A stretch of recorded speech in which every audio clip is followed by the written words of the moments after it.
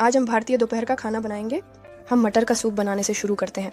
दिया हम मूंग दाल को धोते हैं और इसे मध्यम आंच पर पकने के लिए रख देते हैं। क्योंकि इसे पकने में बहुत समय लगेगा, मैं सुझाव देता हूँ कि इसे सबसे पहले बना लें। जब तक यह पक रहा है, हम गाजर को बड़े कद्दूकस पर कद्दूकस करते हैं और टमाटरों को छोटे टुकड़ों में काटते हैं, जो आपको वहाँ सबसे अच्छे लगे। दाल 2 हिस्सों में होती है, मूंग दाल और मसाले की तड़का, जिसे हम अभी बनाने वाले हैं। इसे पारंपरिक रूप से मसाला कहा जाता है।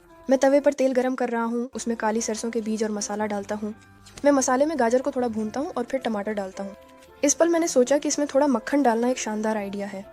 फिर हम इस मिश्रण को थोड़ा पकाते हैं और जब मूंग दाल पक जाए तो हम सब कुछ मिला सकते हैं, उबाल सकते हैं और दाल तैयार है।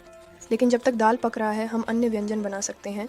उदाहरण के लिए चपाती, क्योंकि आटे को थोड़ा आराम करने की ज़रूरत होगी। मैं साबुत अनाज का आटा, नमक, पानी और स्वाद के लिए कुछ मसाले मिलाता हूँ। मेरे मामले में ये हींग और चना मसाला था। मैं चपाती के लिए एकदम साधारण आटा गूंथ रहा हूँ और इसे आधे घंटे के लिए आराम करने के लिए छोड़ देता हूँ। अगर आप इस आटे को साधारण सफ़ेद आटे से बनाते हैं और फिर चपातियों को तेल में सेंकते हैं तो आपको पूरी मिलेगी। ये 2 सबसे बुनियादी किस्में हैं भारतीय चपातियों की। लेकिन जब आटा आराम कर चुका होता है, हम ऐसे गोलाकार बनाते हैं और इन्हें इस मामले में सूखी तवे पर सेंकते हैं। यहाँ से सबसे दिलचस्प चीज़ें शुरू होती हैं। पहले हम चपाती को एक तरफ से कुछ मिनट तक सेंकते हैं और फिर इसे ऐसे मज़ेदार मूव से कई बार पलटते हैं। हम इसे घुमाते हैं, गैस पर रख देते हैं। जितना गोल चपाती फूलता है, उतनी ही पेशेवर तरीके से ये प्रक्रिया की गई है। उदाहरण के लिए मेरे पापा की चपातियाँ हमेशा गोल गेंदों की तरह बनती हैं। फिर हम इसे मक्खन से चिकना करते हैं और बस चपाती तैयार है। अगले नंबर पर हम सूपजिक बनाएंगे।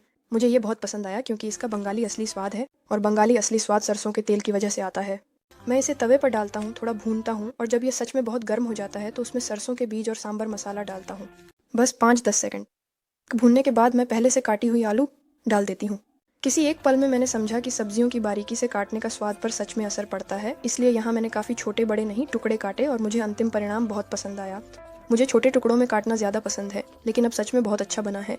जो आलू पहले से पक रहे हैं, उनमें मैं बैंगन डालता हूँ, उन्हें नमक डालता हूँ और ढक्कन से ढक देता हूँ। इसके बाद मैं लगभग ऐसे ही टुकड़ों में शिमला मिर्च काटता हूँ और हाल के समय में मेरी पसंदीदा चीज़, स्मोक्ड अदीगई चीज़। मुझे नहीं पता मैं इस सब के बिना कैसे जी रही थी, लेकिन पिछले महीने में मैं सच में इसमें प्यार हो गई हूँ। इसे हर जगह डाल रही हूँ। अब मैं इसे सब कुछ मिलाता हूँ, ढक्कन से ढकता हूँ और इसे पकने के लिए छोड़ देता हूँ। इसके बाद मैं कुछ चम्मच टमाटर की पेस्ट डालता हूँ, नमक डालता हूँ, चीनी डालता हूँ और इस सारी खूबसूरती को क्रीम से भर देता हूँ। यह आपके स्वाद पर निर्भर करता है, आप थोड़ा डाल सकते हैं या फिर इसे क्रीम में पूरी तरह से डुबो सकते हैं। कुछ मिनटों तक आग पर और सब्जी तैयार है।